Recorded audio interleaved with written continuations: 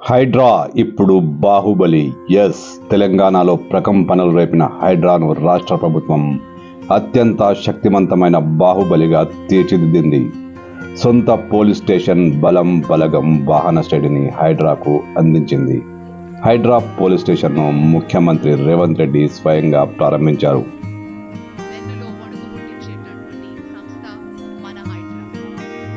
రాబోయే రోజుల్లో కూడా మరింత దృఢంగా, మరింత కట్టుదిట్టంతో హైడ్రా బృందం ముందుకు తీసుకువెళ్ళబోతోంది.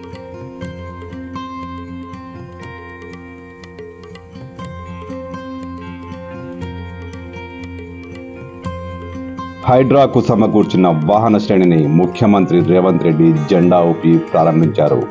ఈ వాహనాలలో 55 Scorpio vehicles, 21 DRF trucks, 4 Innova కార్లు హైడ్రాకు అందించారు. గట్టిగా చప్పట్లతోటి అభినందనలు తెలియజేద్దాం. డిఆర్ఎఫ్ ఎక్విప్మెంట్ తో పాటు ఉన్నటువంటి వాహనాల్ని కూడా మనం చూస్తున్నాం. The huge lineup of Hydra vehicles have just been flagged off by the Honorable Chief Minister. Thank you, sir. Thank you very much.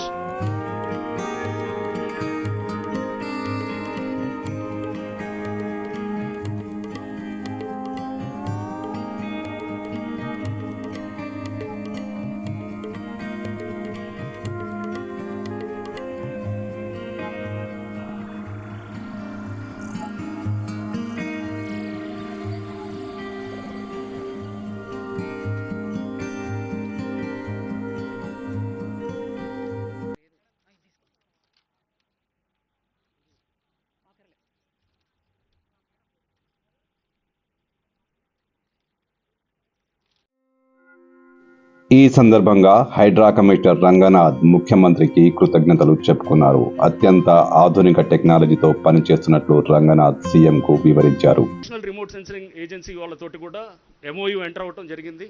వాళ్ళు కూడా మాకు ఇప్పుడు పెద్ద ఎత్తున కూడా ఈ ప్రాజెక్ట్ ఒకటి చేస్తూ digital elevation model, digital terrain model అని చెప్పేసి 2006లో ఏరియల్ ఇమేజెస్ ఏదైతే తీసాయో ఆ టైంలో ఎలా ఉంది హైదరాబాద్ అనే దానికి ప్రతి అంటే మనకి 15 సెంటీమీటర్స్ యాక్యురసీ తోటి మనకి ఫొటోస్ ఇచ్చేటటువంటి విధంగా ఆ 3D మోడల్ ఇచ్చే విధంగా కూడా ఆల్రెడీ వర్క్ నడుస్తుంది సార్. ఒక నెలన్నరలో అది అయిన తర్వాత మనకి ఎఫ్టీఎల్ కూర్చొని మనం టేబుల్ మీద కూర్చొని మొత్తం ఎంత ఉంది హైట్, ఎక్కడ ఏ హైట్ అనే దాంతో మనం క్యాలిక్యులేట్ చేసేటువంటి పరిస్థితి కూడా ఉంటుంది సార్.